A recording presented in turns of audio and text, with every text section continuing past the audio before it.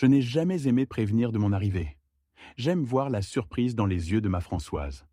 Après 42 ans ensemble, elle court encore me serrer dans ses bras comme une jeune mariée. Avant de vous raconter cette histoire, écrivez en commentaire d'où vous me regardez et n'oubliez pas de vous abonner à la chaîne. Ce 21 décembre, j'ai quitté mon travail de chauffeur VTC plus tôt. Notre petite ville côtière était calme. Je pensais aux préparatifs de Noël avec Françoise. Depuis que Julien, notre fils unique, a épousé Chloé, nous sommes souvent seuls. Déjà, m'a demandé Roger près du terminal, il n'est que 16 heures. J'ai fait mon quota, je veux surprendre ma femme. 40 ans de mariage et toujours des surprises. C'est comme ça qu'il faut faire, Michel. Dans ma Renault Clio de 2016, j'ai roulé vers notre maison, celle que j'ai construite brique par brique pendant 30 ans. À 62 ans, mon corps ne supportait plus le bâtiment. Françoise et moi avions tout sacrifié pour cette maison. En tournant dans notre rue, j'ai vu une Peugeot 308 noire et le camion de Julien. Je ne l'attendais pas avant 3 jours. Quelque chose clochait. En m'approchant, j'ai entendu des rires, des verres qui tintaient. Puis j'ai vu Françoise sur le banc près de l'entrée, la tête baissée, les épaules tremblantes. Elle pleurait. « Mon amour, qu'est-ce qui ne va pas ?» ai-je murmuré. « Michel, je ne t'attendais pas si tôt, a-t-elle dit en essuyant ses larmes, les yeux rouges. Ses mains étaient glacées. La voix de Julien a retenti de l'intérieur.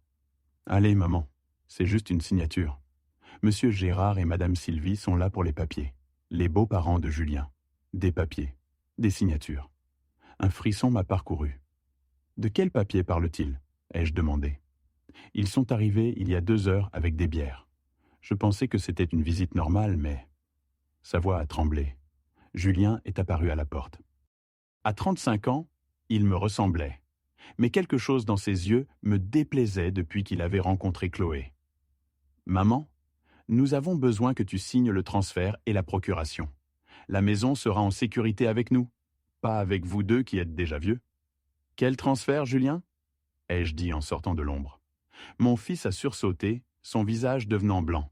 « Papa, je ne savais pas... » « C'est quoi cette histoire? Qu'est-ce que tu demandes à ta mère de signer ?» Chloé et les Dumas sont apparus. Monsieur Gérard, corpulent avec une moustache soignée, m'a tendu la main. Je ne l'ai pas prise.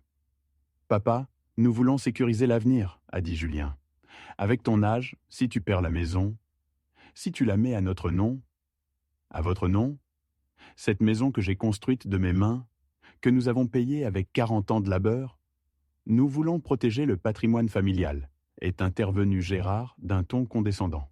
« Cette maison est en ordre. J'ai l'acte. Je n'ai besoin de personne. » Julien, qui avait bu, a vacillé. « Quand tu ne pourras plus travailler, comment garderas-tu la maison? Nous avons nos économies et ma pension. Nous n'avons besoin de personne. » Madame Sylvie a souri. « Imaginez, vous pourriez vivre ici tranquillement. Il s'occuperait de tout. » J'ai vu Françoise baisser les yeux, honteuse. Il l'avait harcelée pendant des heures. « Personne ne signe rien. Quittez ma maison immédiatement. »« Vous faites une erreur, » a menacé Gérard. « Si vous voulez aider, respectez nos décisions et notre propriété. » Julien a explosé. « Tu gâches tout. Monsieur Gérard connaît des gens importants. On pourrait obtenir un prêt pour agrandir. » Voilà, il voulait notre maison comme garantie. « Cette maison n'est pas à vendre. Elle ne sera au nom de personne d'autre. Partez. » Après un silence tendu, ils sont partis. Sur la table, j'ai trouvé des documents.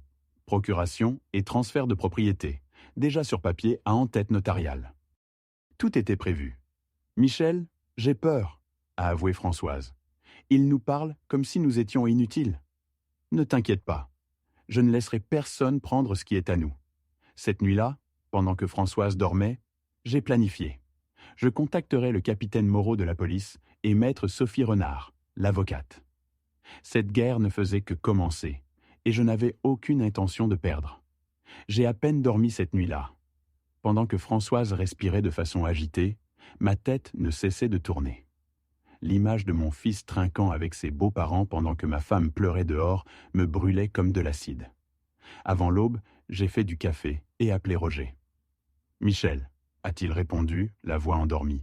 « Qu'est-ce qui ne va pas? Il est à peine 5 heures. »« J'ai besoin d'un service, mon ami. Peux-tu me remplacer aujourd'hui? J'ai des affaires urgentes à régler. Bien sûr, Michel. Tout va bien avec Madame Françoise? Je t'expliquerai plus tard. Je te dois une, Roger. Françoise m'a rejoint, ses mains sur mes épaules. Où vas-tu sitôt? A-t-elle demandé en se servant du café. M'assurer que personne ne prenne ce qui est à nous. Fais-moi confiance, mon amour. Elle m'a regardé intensément avec ses yeux qui, après 42 ans, me donnaient encore l'impression qu'elle pouvait lire chacune de mes pensées. Fais attention, Michel. Je connais ce regard chez toi. Mon premier arrêt a été le commissariat de police municipale. Le capitaine Moreau était là. Nous avions grandi ensemble dans le même quartier. Laurent, content de te voir? Qu'est-ce qui t'amène ici si tôt? Entre, je viens de faire du café. Je lui ai tout raconté. Son visage s'est durci. Je connais les Dumas. Monsieur Gérard se comporte comme un gros homme d'affaires, mais il a la réputation de profiter des gens. Et ce que tu me dis sur Julien? Désolé de le dire, Michel, mais ton fils a toujours cherché la facilité. Que puis-je faire, Laurent? J'ai peur qu'il revienne et fasse de pression sur Françoise quand je ne serai pas là. Légalement, je ne peux pas faire grand-chose s'ils n'ont pas commis de crime. Mais je peux envoyer des patrouilles, passer plus souvent devant chez toi. Et tu connais Sophie Renard? Elle est bonne. Elle a aidé plusieurs collègues avec des problèmes de propriété. Son cabinet est près du marché. Chez l'avocate, malgré l'heure matinale, les lumières étaient allumées. Sophie Renard s'est avérée être une femme dans la trentaine, en tailleur formel, cheveux noirs tirés en chignon serré. Je lui ai raconté ma situation sans omettre aucun détail. Elle a écouté sans m'interrompre, prenant des notes. Monsieur Michel, ce que vous décrivez est malheureusement très courant. Des enfants qui font pression sur des personnes âgées pour transférer leurs biens. Que puis-je faire pour nous protéger? D'abord, vérifiez vos papiers. Avez-vous un testament? J'en ai fait un il y a 10 ans. Julien est notre fils unique, donc seul héritier. Nous devons changer cela immédiatement et révoquer toute procuration que votre fils pourrait avoir. Nous ne lui avons donné aucune procuration. Vous en êtes complètement sûr? Votre femme pourrait avoir signé quelque chose à votre insu. Un frisson m'a parcouru. Françoise m'avait dit qu'elle n'avait rien signé hier, mais avant? Je n'en suis pas sûr. Je dois vérifier. Sophie a pris son téléphone. Je connais tous les notaires de la ville. Je vais vérifier s'il existe une procuration au nom de votre fils. Pendant 2 heures, elle a rédigé document pendant que je lui fournissais les informations sur nos biens. La maison, quelques modestes économies, un petit terrain en périphérie. Monsieur Michel, je recommande de mettre la maison en fiducie. C'est une structure juridique qui protégera la propriété même après votre décès, garantissant que votre femme pourra continuer à y vivre. L'important, c'est que personne ne puisse vous faire pression pour la transférer maintenant. Le téléphone a sonné. L'expression de Sophie est devenue grave. Nous avons un problème, monsieur Michel. Selon Maître Dupont, le notaire, une procuration générale a été enregistrée il y a 6 mois en faveur de votre fils Julien, signée par Madame Françoise. Le sol a bougé sous mes pieds. C'est impossible. Françoise ne ferait jamais ça sans me consulter. Le notaire dit que la signature a l'air authentique, mais... Monsieur Michel, votre femme signe-t-elle tous ces documents? Ou signez-vous parfois pour elle? Parfois je signe pour elle, oui. Des documents de routine. Nous avons des signatures très similaires. Est-il possible que quelqu'un ait falsifié sa signature? Dans tous les cas, nous révoquons cette procuration immédiatement et déposons plainte pour falsification possible. Nous avons passé la matinée à aller d'une étude notariale à l'autre, formalisant la révocation, établissant la fiducie, modifiant le testament avec une clause stipulant que toute tentative de coercition disqualifierait automatiquement Julien comme héritier. Avant de partir, Sophie m'a donné un dernier conseil. Monsieur Michel, vous devez obtenir des preuves. S'ils font à nouveau pression sur vous, enregistrez la conversation. Une seule personne doit consentir pour que l'enregistrement soit légal, et cette personne peut être vous. Elle m'a montré comment configurer l'application sur mon téléphone et m'a remis un dossier avec les documents. Gardez-les dans un endroit sûr, et appelez-moi à tout moment. Je suis sorti en me sentant plus fort, mais aussi plus triste. Je n'aurais jamais imaginé devoir me protéger légalement de mon propre fils. En route vers la maison, Françoise a appelé. « Michel, Julien vient d'appeler. Il dit qu'il vient avec Monsieur Gérard. qu'ils ont quelque chose d'important à nous montrer. Ne leur ouvre pas la porte. J'arrive tout de suite. Je leur ai déjà dit que je n'étais pas seul, que M. Salvatore était là pour réparer la serrure. J'ai souri malgré la situation. Ma femme avait été maligne. Bien pensé, mon amour. Je serai là dans 10 minutes. Quand je suis arrivé, j'ai vu le camion de Julien et la Peugeot de Gérard. Avant de sortir, j'ai activé l'application d'enregistrement et mis le téléphone dans ma poche de chemise. À l'intérieur, Françoise se tenait près de la cuisine, visiblement mal à l'aise. Julien et M. Gérard étaient assis avec plusieurs papiers étalés devant eux. « Papa, heureusement que tu es là. Je venais d'expliquer à maman que nous sommes inquiets pour vous. »« Inquiets ? De quoi exactement ? » ?»« Monsieur Michel, je pense que vous nous avez mal compris hier, » a dit Gérard. « Nous ne voulons rien vous prendre. Nous voulons vous protéger. » « Nous protéger de quoi ? Papa, il y a des gens qui profitent des personnes âgées, des escrocs, des voisins abusifs. Même le gouvernement peut saisir des propriétés si elles ne sont pas protégées légalement. C'était un mensonge flagrant, mais je me suis retenu. Je voulais voir jusqu'où ils iraient. Et comment exactement allez-vous nous protéger ? Gérard a poussé des papiers vers moi. C'est très simple. Si la maison est au nom d'une société que nous contrôlons, personne ne peut y toucher. Vous continuerez à y vivre, mais légalement, vous serez plus en sécurité. J'ai parcouru les papiers. Un contrat de vente déguisé avec des clauses abusives. C'est pour le bien de tous, a dit Julien.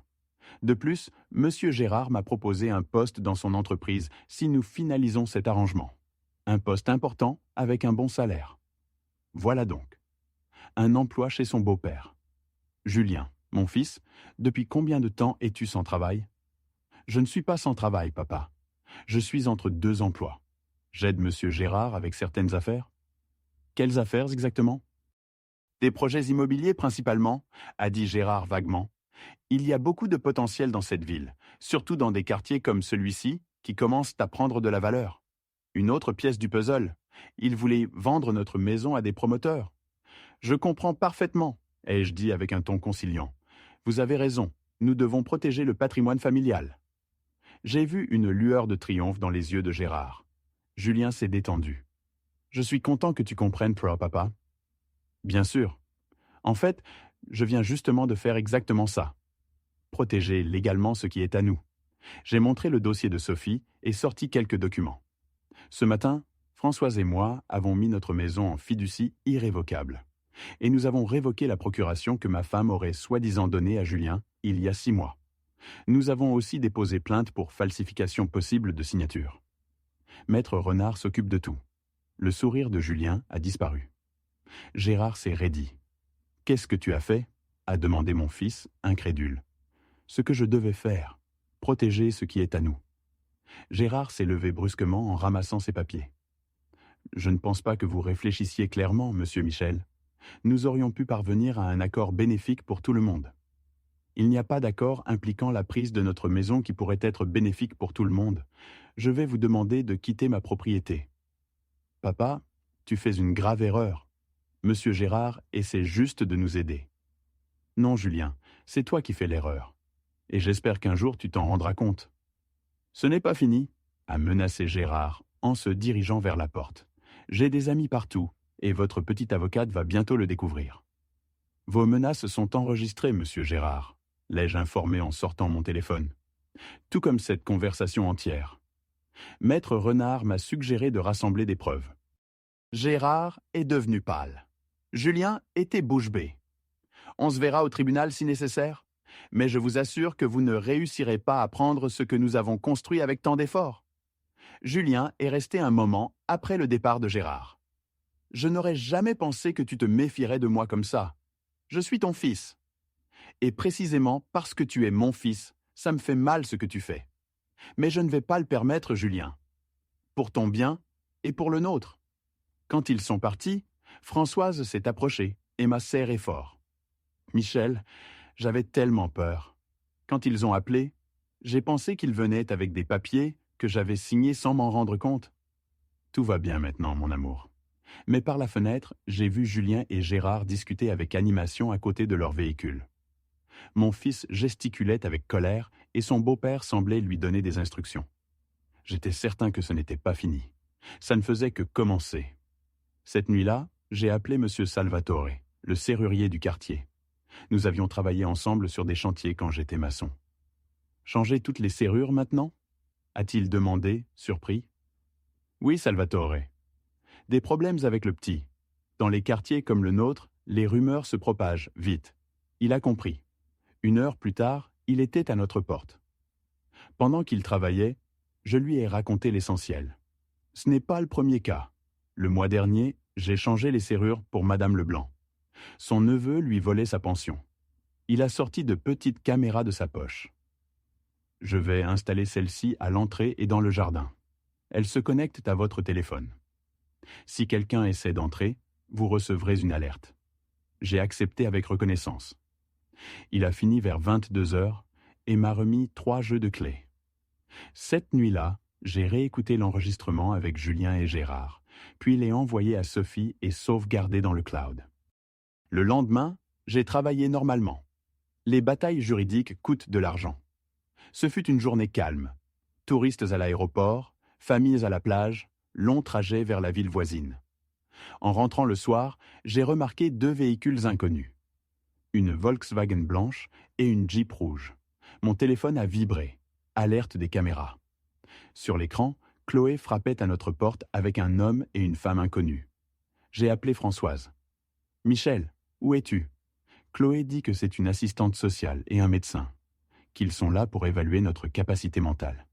Julien est inquiet pour nous. Leur nouvelle stratégie, nous déclarer incompétents. Ne leur ouvre pas, appelle Maître Renard.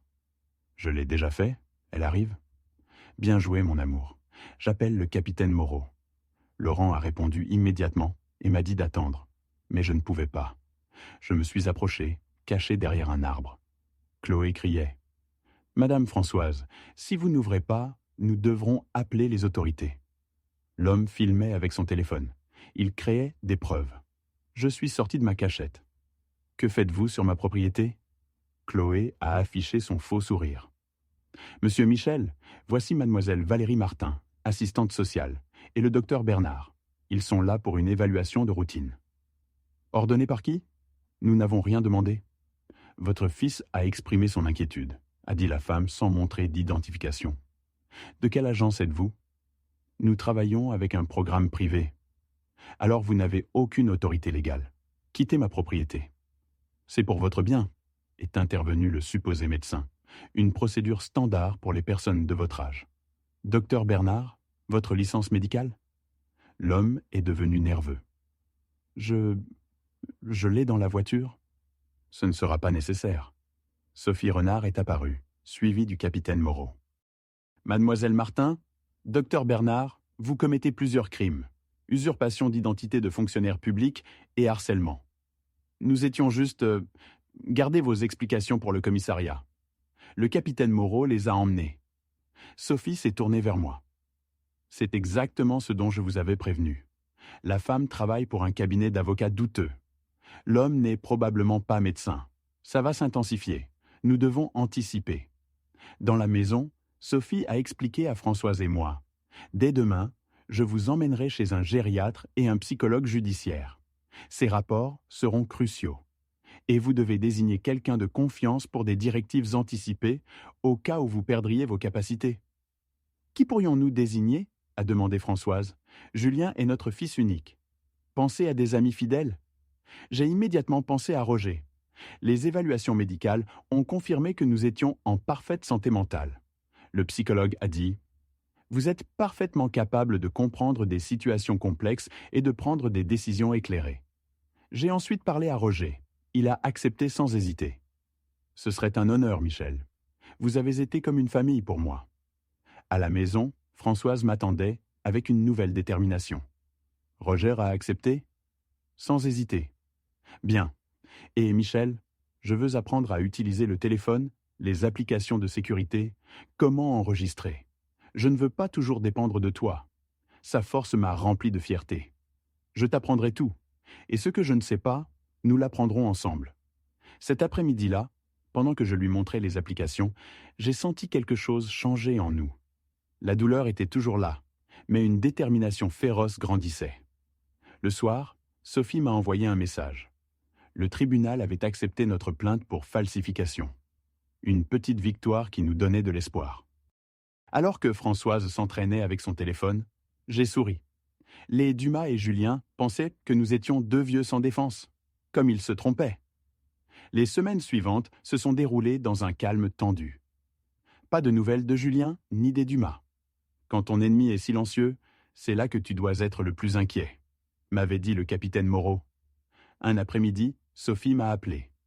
Monsieur Michel, le notaire a admis que la signature n'a pas été vérifiée correctement. Un expert confirme qu'elle ne correspond pas à celle de Madame Françoise. La procuration est annulée, et le juge a convoqué Julien pour témoigner la semaine prochaine. Après avoir raccroché, j'ai appelé Françoise. Pas de réponse. Ce n'était pas normal. J'ai rappelé plusieurs fois. Rien. L'alarme a grandi en moi. J'ai foncé vers la maison. En tournant dans notre rue, j'ai vu le camion de Julien et un autre véhicule. Mon téléphone a vibré. Alerte des caméras. Sur l'écran, Julien, Chloé et un inconnu entraient dans notre maison. Françoise était avec eux, mais bougeait lentement.